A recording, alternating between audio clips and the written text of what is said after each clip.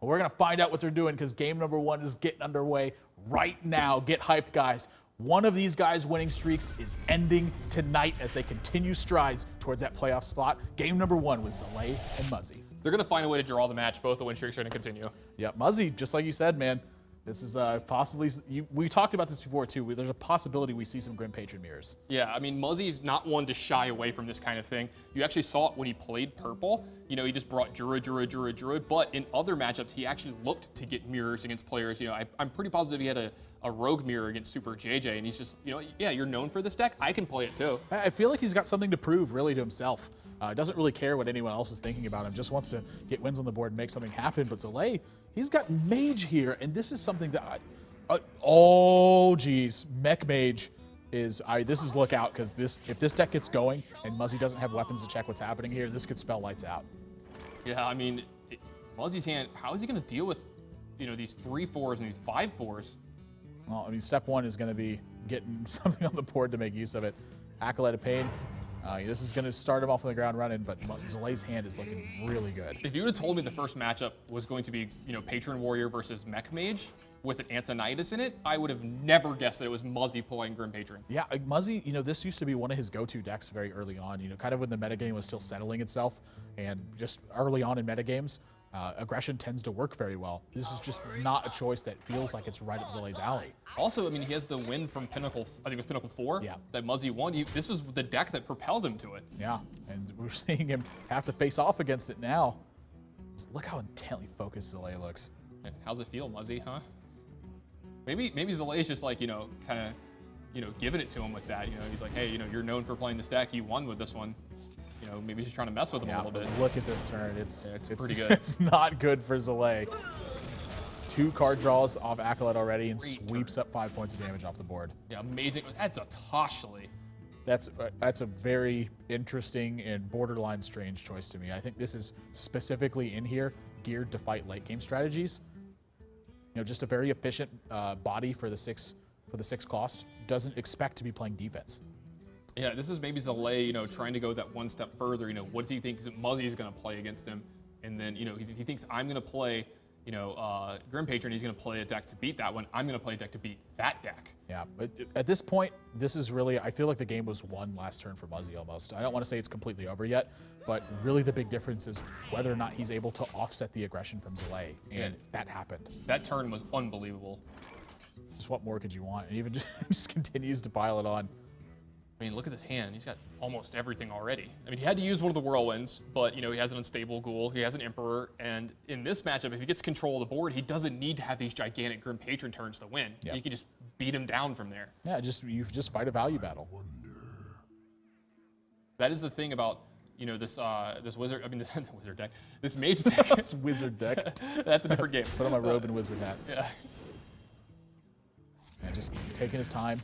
Very focused, making sure that he's sequencing everything properly. And he's got shield block in his deck. Looks like he's adopted that version of Grim Patron as well. Yeah, I don't think it's really a surprise against Zalae. You know, just going to be the kind of player who you want extra removal against, because he tends to be a little bit on the focusing on powerful threat side of things, that having access to shield block and shield slam can offset that. Yeah, I think it's a little bit of a nod to like the Hunter matchup that he thinks he's going to play against a decent bit as well against Zalae. Yeah, the Taskmaster does actually end up triggering Mirror SD, so facing off now. Zalae's Mad Scientist a little bit checked in this spot. An ugly pickup for him. He basically has not had any real action going this game. Again, his early turns just got blown out of the water. Yeah, now do you trade here or do you just push for damage, you know, and leave the 2/2 on board? Because it can be kind of bad for you, you know, at some points in this matchup. I don't think there's any reason that he sees to be trading right now. I think at every step of the way, looking at his hand, he's got to get the damage done. He's not going to win just like this long-term value fight. Also, Mirranity, the most amazing card in this matchup. I mean, you know, when you get something like Armor Smith, I mean, it's kind of... Yeah, I mean, he's clearly looking at this matchup to just try to blow Muzzy out of the water. If that doesn't work, you know, good luck next game. But this is targeted, I think, specifically at Druid.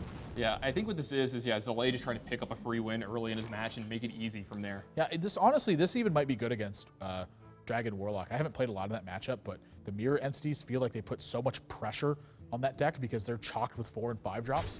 That's a really good point, actually. Muzzy's been having a lot of success with that build. And even sequencing very well here. Unstable Ghouls on the board. That's not what Zalae wants to see. And then just add Acolyte and Pain back behind us. More value, why not? Yeah. beat it. I mean, just great turns here from Muzzy. You got to feel like this is gonna be a really hard game for Zalae to win. I mean, he has one of the ways to win it though. If he can somehow navigate himself into a situation where he gets Archmage Antonidas in play and gets, any spells going, that's one of the only ways he's gonna win this game. Yeah, it's gonna start with Toshli here. I feel like he has to play it, needs to get big bodies on the board, and has to start finding repetitive damage sources. Yeah, you definitely can't attack here. You don't want to get in a situation where Muzzy gets to start, using both these unstable goals to draw so many extra cards off this Acolyte of Pain. He don't really have an option, I think, though. I think he's got to attack. I think he Cloak Field, that actually... That's really good of Archmage Antonidas. Yeah, that could be the win condition now. That is the plan. We're going to have to see if, Muzzy lets him play into this plan. That's why I was saying Zalae wasn't quite out of this yet either. Right. This is, the one way he wins this. Say that Toshli dies and gives him another finicky Cloak Field. Now, Muzzy, is this a turn where he wants to get Emperor Thaurissan going? Why not? Yeah, I mean, his hand, this is a pretty good Emperor hand. You're at 23. Your opponent just played a strange minion, and you realize you need the mana. This is the turn for it. It's hard to not play turn 6 Emperor. You have to have some very strong reasoning to not do it. Yeah, you need to be Oskaka. It's showing up. No, Chugga, that's a pretty good one in this matchup, but it's a little late to the party. Yeah, that's exactly my sentiments on it. Just kind of too little too late almost.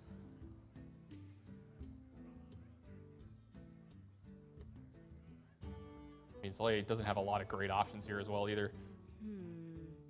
He's got to eventually get through this unstable goal. He needs to start attacking, and he needs to take care of this Emperor as well. Is he going to fireball this Emperor, or is he going to find a way to this unstable goal so he can attack the Emperor with this Toshli here? I mean, this is a tall order for him here. He's just having to give Muzzy so much value. That's been the big story here, is he has to be worried about running out of stuff eventually.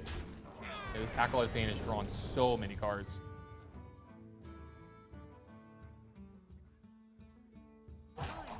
That's just tough. I mean, honestly, what other play do you have?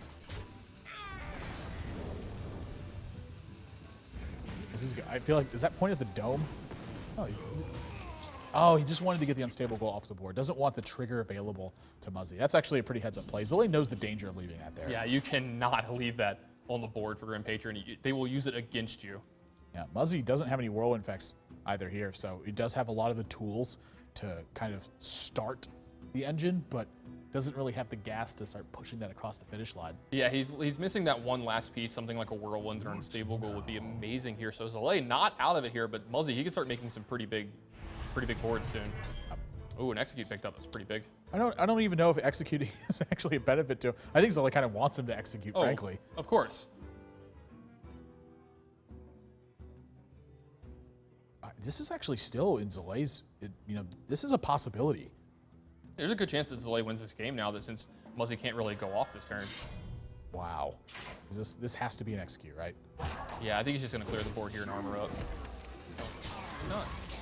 It's got to be execute. I mean, I was trying to figure out, I was like, can he really just take 5 damage here?